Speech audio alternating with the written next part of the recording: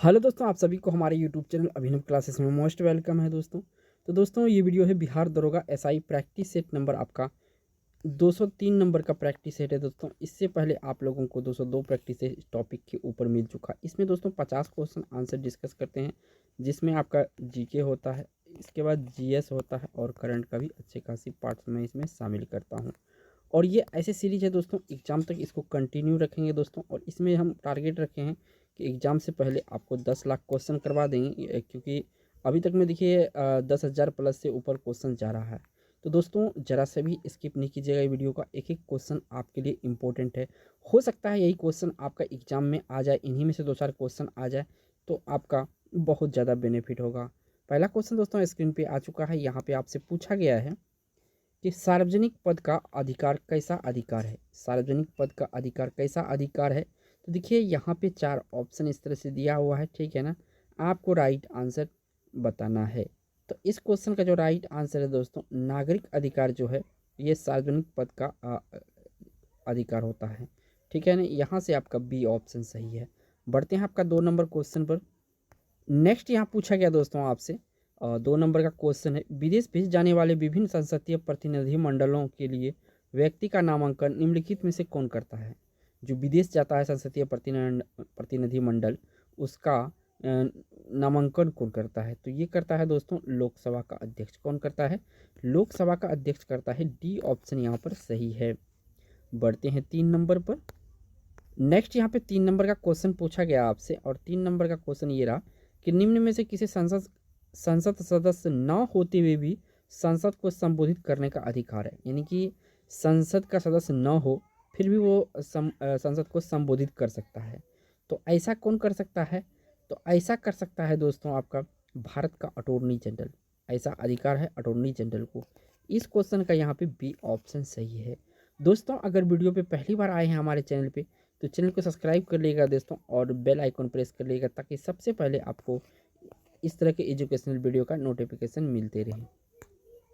Next यहाँ पूछा गया दोस्तों आपसे 4 नंबर का क्वेश्चन है। पूछा गया है संविधान सभा के प्रारूप समिति के अध्यक्ष कौन थे। संविधान सभा के प्रारूप समिति के अध्यक्ष थे आपका डॉक्टर भीमराव अंबेडकर। यानी कि शॉर्ट में यहाँ लिखा हुआ है डॉक्टर अंबेडकर, तो इसका पूरा नाम है डॉक्टर भीमराव अंबेडकर। तो सी ऑप्शन इस क्वेश्चन का राइट आंसर है। बढ़ते हैं आपका 5 नंबर क्वेश्चन पर। नेक्स्ट यहाँ पूछा गया दोस्तों आपसे 5 नंबर में, हमारे राष्ट्रीय ध्वज के मध्य में स्थित धर्म चक्र का रंग कैसा है। जो धर्म चक्र होता है दोस्तों, चक्र होता है, ठीक है ना, इसका चक्र का रंग कैसा है ये पूछा गया है। तो दोस्तों ये होता है गहरा नीला। कैसा होता है? गहरा नीला होता है। यानी इस क्वेश्चन का यहाँ पे ए ऑप्शन सही है। और हमारे दिए हुए कोई भी ऑप्शन पे डाउट है दोस्तों, तो आप अपना जो है आंसर कमेंट में क्वेश्चन के साथ क्वेश्चन नंबर लिखिएगा, जैसे 5 का, और इसका आपको आंसर देना है। बढ़ते हैं आपका 6 नंबर क्वेश्चन पर। नेक्स्ट यहाँ पे 6 नंबर का क्वेश्चन पूछा गया। 6 नंबर में, भारत में कुल कितने क्षेत्रीय परिषद है। जो भारत है अपना, यहाँ पे कितने क्षेत्रीय परिषद ये आपसे पूछा जा रहा है। यहाँ पे जो क्षेत्रीय परिषद है ये टोटल 5 है। कितने हैं? टोटल 5 क्षेत्रीय परिषद है। बढ़ते हैं आपका 7 नंबर क्वेश्चन पर। नेक्स्ट यहाँ पे पूछा गया दोस्तों आपसे, संविधान के किस अनुच्छेद में प्राथमिक स्तर पर मातृभाषा में शिक्षा देने की बात की गई है। संविधान के किस अनुच्छेद में प्राथमिक स्तर पर मातृभाषा में शिक्षा देने की बात की गई है। तो ये की गई है आपका दोस्तों अनुच्छेद 350 ए में। इसमें अनुच्छेद 350 ए में जो है ऐसा कहा गया है कि प्राथमिक स्तर पर मातृभाषा में शिक्षा दी जाए। 350 आपको याद रखना अनुच्छेद, यहाँ पे ए भी याद रखना है दोस्तों क्योंकि इंपॉर्टेंट है। बढ़ते हैं आपका 8 नंबर क्वेश्चन पर। नेक्स्ट यहाँ पे क्वेश्चन पूछा गया दोस्तों 8 नंबर में, किस राष्ट्रपति के निर्वाचन के समय दूसरे चक्र की मतगणना करनी पड़ी थी। तो ये करनी पड़ी थी दोस्तों बीबी गिरी के निर्वाचन इस समय में, ठीक है। निर्वाचन के समय किसके? बीबी गिरी जब बने थे, इसके दूसरे मतगणना करना पड़ा दूसरे चक्र की। यहाँ से बी ऑप्शन इस क्वेश्चन का राइट आंसर है। बढ़ते हैं आपका 9 नंबर क्वेश्चन पर। नेक्स्ट यहाँ पे पूछा गया दोस्तों आपसे 9 नंबर में, किसी राज्य विधान परिषद में सदस्यों की न्यूनतम संख्या कितनी हो सकती है। किसी राज्य विधान परिषद में सदस्यों की न्यूनतम संख्या कितनी हो सकती है।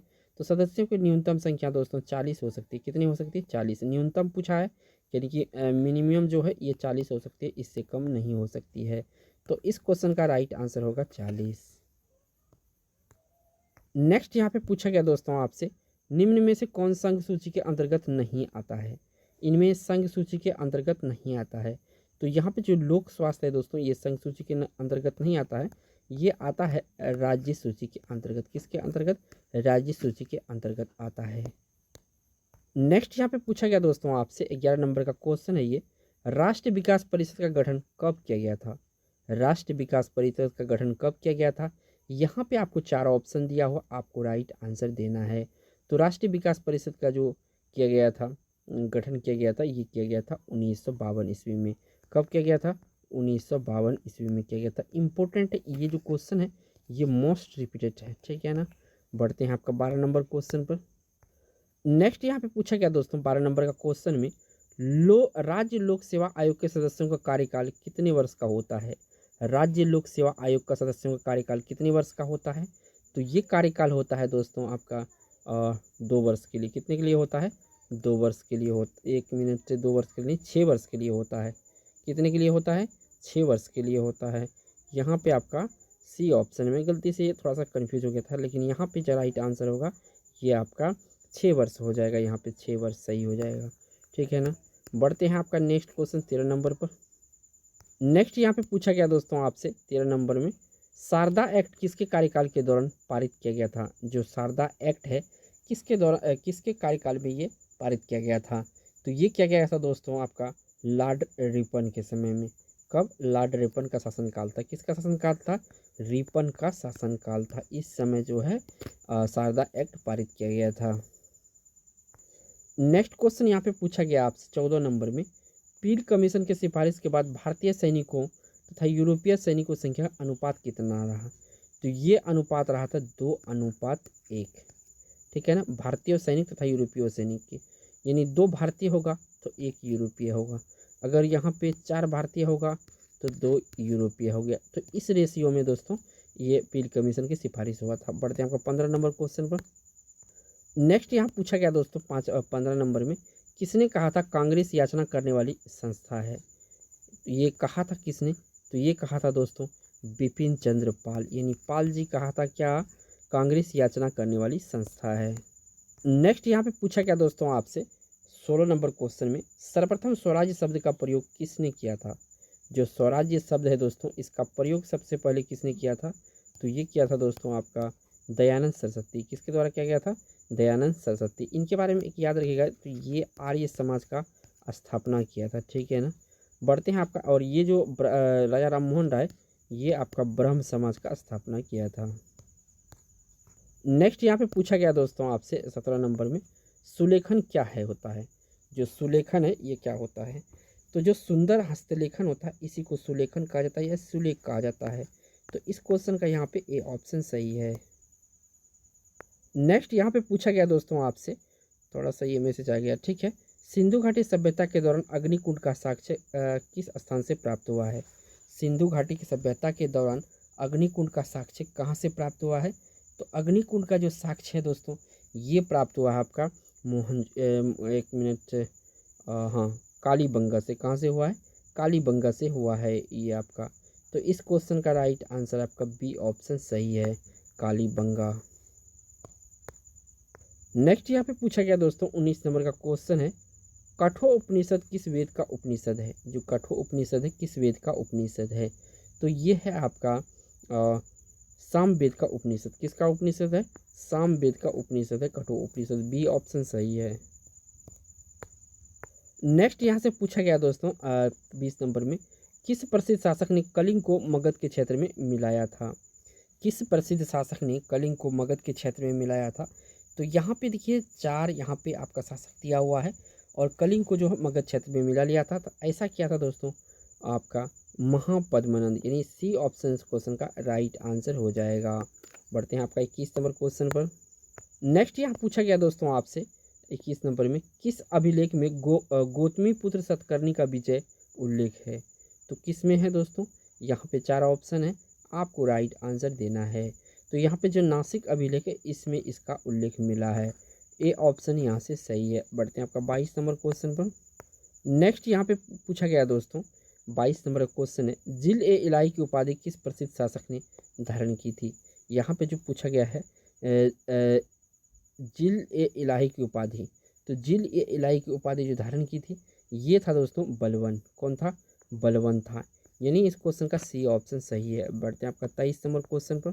नेक्स्ट यहाँ पे पूछा गया दोस्तों आपसे, मजहरनामा की घोषणा अकबर ने किस वर्ष की थी? तो ये साल था दोस्तों 1579, यानी कि 1579, यानी बी ऑप्शन इस क्वेश्चन का राइट आंसर हो जाएगा। नेक्स्ट यहाँ पे पूछा गया दोस्तों आपसे 42 नंबर में, किस देश के सहयोग से राजा महेंद्र प्रताप ने काबुल में अंतरिम सरकार की स्थापना की थी? तो ये किया था जर्मनी के सहयोग से। किसके सहयोग से? जर्मनी के सहयोग से। बी ऑप्शन सही है। बढ़ते हैं आपका 25 नंबर क्वेश्चन पर।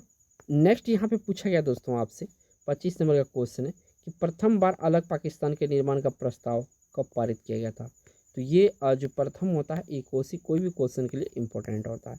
तो प्रथम बार जो अलग पाकिस्तान का प्रस्ताव कब पारित किया गया था? तो ये किया गया था 1940 ईस्वी में। कब किया गया था? 1940 ईस्वी में पारित किया गया था। नेक्स्ट यहाँ पे पूछा गया दोस्तों और ये 27 नंबर का क्वेश्चन है।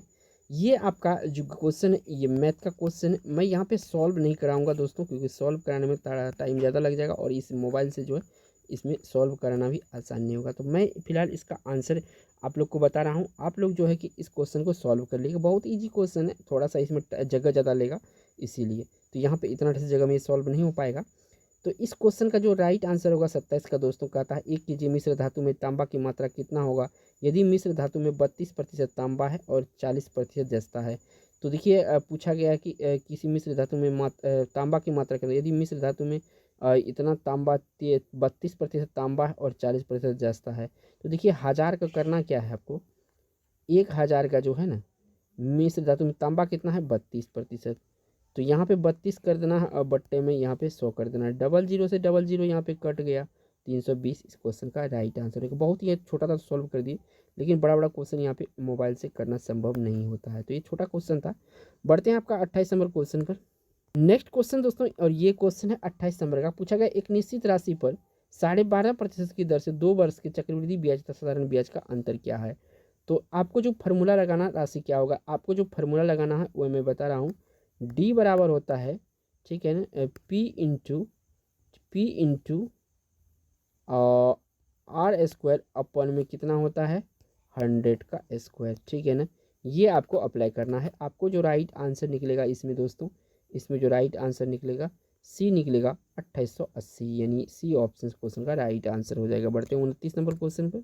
नेक्स्ट यहाँ पे पूछा गया दोस्तों आपसे 29 नंबर में, 5 क्रमागत सम संख्याओं का औसत 40 है, तो इस संख्या में सबसे छोटी संख्या का मान क्या है? तो देखिए औसत जो होता है ना 20 का संख्या होता है। किसका होता है? 20 का संख्या होता है। 40 है ये, ठीक है ना। ये 20, 2 इस साइड में होगा और 2 इस साइड में होगा। तो कर लीजिए आप, यहाँ से 38 में जाएंगे और यहाँ से आपका 60 में जाएंगे और यहाँ से आपका 42 में जाएंगे और यहाँ से आपका 46 में जाएंगे। आपसे पूछा गया है सबसे छोटी संख्या, तो सबसे छोटी संख्या यहाँ पे क्या है 36 है। इस तरह के क्वेश्चन तो खैर मोबाइल से बन जाता है, मोबाइल पे बन जाता है। तो यहाँ पे राइट आंसर जो होगा बी ऑप्शन सही होगा 36, ठीक है। बढ़ते हैं आपका 30 नंबर क्वेश्चन पर। नेक्स्ट क्वेश्चन दोस्तों इसे पूछा गया आपसे 30 नंबर में, 28 मीटर व्यास वाले एक वृत्ताकार मैदान को समतल करने की लागत क्या होगी यदि शुल्क 125 प्रति वर्ग मीटर है? तो दोस्तों यहाँ पे जो फार्मूला वो व्यास वाले पूछा क्या गया है इसमें, तो करने का लागत क्या होगी, वृत्ताकार मैदान को समतल कराने की लागत क्या होगी? तो आपको जो है कि फार्मूला लगाना है पाई का और सॉरी यहाँ पे वृत्त का आपको अप्लाई कर देना है। तो यहाँ पे देखिए थोड़ा सा ये क्वेश्चन बड़ा होगा, तो आप लोग यहाँ पे वीडियो को पॉज करके अपने कॉपी पेन से इसको सॉल्व कर लीजिएगा। अच्छे क्वेश्चन है ये, ठीक है। जो इसका राइट आंसर है वो बता देता हूँ मैं। तो इस क्वेश्चन का राइट आंसर है दोस्तों बी ऑप्शन, यानी कि 7000 सॉरी, तो यहाँ पे कितना है इकाई दाई सैकड़ा हज़ार 10,000, ठीक है। तो यहाँ पे आपका 77,000 हो जाएगा, ठीक है ना, ठीक है। तो बढ़ते हैं आपका 31 नंबर क्वेश्चन पर। नेक्स्ट यहाँ पे पूछा गया दोस्तों 31 नंबर में, केंद्रीय औद्योगिक सुरक्षा बल की स्थापना किस वर्ष की गई थी? केंद्रीय औद्योगिक सुरक्षा बल की स्थापना किस वर्ष की गई थी? तो ये किया गया था आपका 1669 ईस्वी में। कब किया गया? सॉरी 1969 ईस्वी में किया गया था केंद्रीय औद्योगिक सुरक्षा परिषद का। डी ऑप्शन इस क्वेश्चन का राइट आंसर है। बढ़ते हैं आपको 32 नंबर क्वेश्चन पर। नेक्स्ट यहाँ पे पूछा गया दोस्तों आपसे 32 नंबर में, निम्नलिखित में से कौन सा देश जो क्षेत्रफल तथा जनसंख्या दोनों में समान स्थान रखता है? तो ऐसा देश याद कर लेना है दोस्तों, ये है आपका ब्राज़ील। ब्राज़ील जनसंख्या और क्षेत्रफल दोनों में बराबर है, तो यहाँ पे आपका बी ऑप्शन सही है। बढ़ते हैं आपका 33 नंबर क्वेश्चन पर। नेक्स्ट यहाँ पे पूछा गया दोस्तों आपसे 33 नंबर क्वेश्चन है, कंचनजंगा पर्वत हिमालय की किस श्रेणी के अंतर्गत आता है। जो कंचनजंगा है ये हिमालय के किस पर्वत श्रेणी के अंतर्गत आता है, तो ये आता है वृहत हिमालय के अंतर्गत। किसके, तो वृहत हिमालय के अंतर्गत आता है ये कौन सा, कंचनजंगा। बी ऑप्शन सही है। बढ़ते हैं आपका 34 नंबर क्वेश्चन पर। नेक्स्ट क्वेश्चन दोस्तों इसे पूछा गया आपसे 34 नंबर में, मालदीव एवं मिनीकॉय के मध्य कौन सा चैनल अवस्थित है। यहाँ पे मालदीव है, यहाँ पे आपका मिनीकॉय है, तो इसके मध्य कौन सा चैनल है, तो यहाँ पे 8 डिग्री चैनल है दोस्तों। कौन सा डिग्री चैनल है, 8 डिग्री चैनल, तो यहाँ से आपका ए ऑप्शन सही हो जाएगा। बढ़ते हैं आपका 35 नंबर क्वेश्चन पर। नेक्स्ट यहाँ पे पूछा गया दोस्तों आपसे 35 नंबर में, बिहार जलप्रपात निम्नलिखित में से किस नदी पर स्थित है। बिहार जलप्रपात निम्नलिखित में से किस नदी पर स्थित है। यहाँ पे 4 ऑप्शन है, तो ये नदी है दोस्तों आपका कौन सा नदी, टॉन्स नदी पर है। टॉन्स नदी पर बिहार जलप्रपात बना हुआ है, तो यहाँ से आपका डी ऑप्शन सही है। बढ़ते हैं आपका 36 नंबर क्वेश्चन पर। नेक्स्ट यहाँ पे पूछा गया दोस्तों आपसे, लाल मिट्टी का लाल रंग किसकी उपस्थिति के कारण होता है। जो रेड सॉइल होता है दोस्तों, इसकी जो कलर होता है ये आपका रेड ही होता है, ऐसा क्यों, तो इसका मेन कारण है लो ऑक्साइड का जो इसमें मात्रा होता है, इसी कारण से। बढ़ते हैं आपका 37 नंबर क्वेश्चन पर। नेक्स्ट यहाँ पे पूछा गया दोस्तों आपसे 37 नंबर में, प्रायद्वीप भारत में सिंचाई का प्रमुख साधन क्या है। तो देखिए प्रायद्वीप भारत में सिंचाई का प्रमुख साधन जो है यहाँ पे तालाब है। क्या है, तालाब जो है प्रायद्वीप भारत में सिंचाई का प्रमुख साधन है, और यहाँ से ही सिंचाई किया जाता है। बढ़ते हैं आपका 38 नंबर क्वेश्चन पर। नेक्स्ट यहाँ पे पूछा गया दोस्तों आपसे 38 में, कुल्सी एवं धनसी किसकी सहायक नदी है। कुल्सी एवं धनसी जो है दोस्तों ये ब्रह्मपुत्रा की सहायक नदी है। सी ऑप्शन क्वेश्चन का राइट आंसर हो जाएगा। बढ़ते हैं आपका 39। नेक्स्ट यहाँ पे पूछा गया दोस्तों आपसे 39 नंबर में, निम्नलिखित में से किस झील का अवस्थिति केवल एक देश में है। तो यहाँ पे झील आपको ढूंढना है, और कौन सा एक ही देश में है, कोई दूसरा देश में नहीं है। आई होप को मैंने ये क्वेश्चन रिपीट हो गया है मेरे इस सीरीज में, तो आप लोग आंसर फटाक से कर दिए होंगे। तो यहाँ पे जो राइट आंसर है दोस्तों मिशिगन झील। कौन सा झील, मिशिगन झील। और मिशिगन झील दोस्तों किसी एक ही राज्य में है कि देश में है, तो इसको बताना है कि दोस्तों ये देश का नाम बताना आपको कौन सा देश है। बढ़ते हैं आपका 40 नंबर क्वेश्चन पर। नेक्स्ट यहाँ पे पूछा गया दोस्तों आपसे 40 नंबर में, फॉकलैंड जलधारा का संबंध किस महासागर से है। फॉकलैंड जलधारा का संबंध किस महासागर से है, तो ये अटलांटिक महासागर की ये जलधारा है, यानी इस क्वेश्चन का राइट आंसर सी ऑप्शन है। नेक्स्ट यहाँ पे पूछा गया दोस्तों आपसे 41 नंबर में, रोहिल्ला राष्ट्रीय उद्यान किस राज्य में अवस्थित है। यानी कि रोहिल्ला जो राष्ट्रीय उद्यान है ये किस राज्य में स्थित है, तो ये स्थित है दोस्तों कहाँ में, तो ये स्थित है आपका हिमाचल प्रदेश में। कहाँ पे, हिमाचल प्रदेश में रोहिल्ला राष्ट्रीय उद्यान स्थित है। बढ़ते हैं आपको 45 नंबर क्वेश्चन पर। नेक्स्ट यहाँ पे पूछा गया दोस्तों आपसे 42 नंबर में, भारत में द्विपक्षीय हरित क्रांति का शुरुआत कब हुई थी। भारत में द्वितीय हरित क्रांति की शुरुआत कब हुई थी, तो द्वितीय हरित क्रांति का शुरुआत जो हुई थी ये 1976 से 77 में हुआ था। कब हुआ था, 76 से 77, तो यानी बी ऑप्शन इस क्वेश्चन का राइट आंसर है, पहली वाला ऑप्शन ए में है। बढ़ते हैं आपका 43 नंबर क्वेश्चन पर। नेक्स्ट यहाँ पे पूछा गया दोस्तों आपसे 43 नंबर में, पड़ोसी देश म्यांमार के साथ कितने राज्य सीमा साझा करते हैं। तो यहाँ पे सीमा साझा जो करते हैं दोस्तों ये टोटल 4 राज्य है। कितने राज्य हैं, 4 राज्य दोस्तों ये सीमा साझा करता है भारत और म्यांमार के बीच, यानी कि यहाँ पे आपका बी ऑप्शन सही है। बढ़ते हैं आपका 44 नंबर क्वेश्चन पर। नेक्स्ट यहाँ पे पूछा गया दोस्तों आपसे 44 नंबर में, निम्नलिखित में से कौन सा दर्रा उत्तराखंड में अवस्थित नहीं है। तो देखिए दोस्तों उत्तराखंड में स्थित नहीं है, तो यहाँ माना दर्रा है, लिपुलेख दर्रा है, नीति दर्रा। ये जो नाथुला है दोस्तों ये कहाँ पे है, तो ये सिक्किम में है। कहाँ पे है, सिक्किम में है। बढ़ते हैं आपका 45 नंबर क्वेश्चन पर। नेक्स्ट यहाँ पे पूछा गया दोस्तों आपसे 45 में, रिजर्व बैंक ऑफ इंडिया के प्रतीक चिन्ह में से क्या है। तो देखिए ताड़ के वृक्ष के सामने एक बाघ खड़ा रहता है, पैसे पे आप देख लीजिएगा आपको पता चल जाएगा। तो सी ऑप्शन इस क्वेश्चन का राइट आंसर है। अच्छे क्वेश्चन है ये। बढ़ते हैं आपका 46 नंबर क्वेश्चन पर। नेक्स्ट यहाँ पे पूछा गया दोस्तों 46 नंबर में, नगद आरक्षित अनुपात तथा खुले बाजार की सक्रिय में विचरण किसके साधन है। नगद आरक्षित अनुपात तथा खुले बाजार की सक्रिय में विचरण किसके साधन है, तो ये साधन है दोस्तों आपका मौद्रिक नीति का। किसके है, मौद्रिक नीति का ये साधन है। बढ़ते हैं आपका 47 नंबर क्वेश्चन पर। नेक्स्ट यहाँ पे पूछा गया दोस्तों 47 नंबर क्वेश्चन है कि अन्नपूर्णा योजना की शुरुआत किस वर्ष की गई थी। देखिए अन्नपूर्णा योजना ये एग्जाम में पूछा चुका है, यहाँ से सवाल अच्छा आता है। तो ये योजना शुरुआत किस वर्ष की गई थी? तो 2000 में ईस्वी में किया गया था। कब किया गया था? 2000 ईस्वी में किया गया था। मैं गलती से लिख दिया 2011, लेकिन 2000 ये में किया गया था। बढ़ते आपका 48 नंबर क्वेश्चन पर। नेक्स्ट यहाँ पे पूछा गया दोस्तों आपसे कि वाई के अलग समिति का संबंध किससे है? यानी कि यहाँ पे वाई लिखा हुआ है, यहाँ पे के लिखा हुआ है, ठीक है। कि अलग समिति, वाई के अलग समिति जो है इसका संबंध किससे है? तो इसका संबंध है दोस्तों वाई के समिति जो है इसका संबंध है आपका किससे? गरीबी से। क्या है? गरीबी हटाओ, इसका मूल मंत्र है। बढ़ते हैं आपका 49 नंबर क्वेश्चन पर। नेक्स्ट क्वेश्चन दोस्तों इससे पूछा गया आपसे 49 नंबर में, किस प्रधानमंत्री के कार्यकाल के दौरान 14 प्रमुख व्यावसायिक बैंकों का राष्ट्रीयकरण किया गया था? तो ये किया गया था श्रीमती इंदिरा गांधी के समय में। कब किया गया था? श्रीमती इंदिरा गांधी के समय में किया गया था। क्या किया गया था? 14 प्रमुख व्यावसायिक बैंकों का राष्ट्रीयकरण किया गया था। बढ़ते हैं, इस वीडियो का लास्ट क्वेश्चन होगा दोस्तों 50 नंबर का। नेक्स्ट यहाँ पे पूछा गया दोस्तों आपसे 50 नंबर में, और लास्ट क्वेश्चन भी है, प्लानिंग एंड दी पुअर पुस्तक का संबंध है। प्लानिंग एंड दी पुअर जो पुस्तक है इसका संबंध किससे है? तो इसका संबंध जो है दोस्तों वी.एस. मिन्हास से है। किससे है? वी.एस. मिन्हास से होगा। बी ऑप्शन क्वेश्चन का राइट आंसर हो जाएगा। अगर दोस्तों वीडियो पे चैनल पे पहली बार है, चैनल को सब्सक्राइब करिएगा और वीडियो को लाइक कर दिएगा। थैंक्स फॉर वॉचिंग दोस्तों।